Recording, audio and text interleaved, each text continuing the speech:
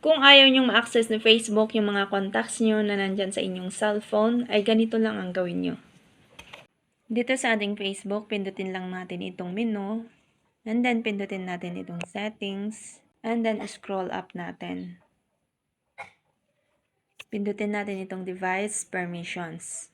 And then dito sa phone, pindutin nyo itong CINFO. And then pumunta kayo dito sa update settings. Pindutin nyo itong open device settings. And then pindutin nyo itong permissions. Scroll up nyo. Pindutin nyo itong contacts.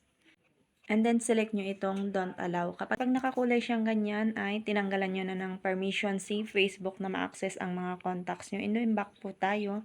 Punta tayo dito sa call logs. And then select nyo din itong don't allow para hindi malaman ni Facebook kung sino-sino yung mga tinatawagan nyo.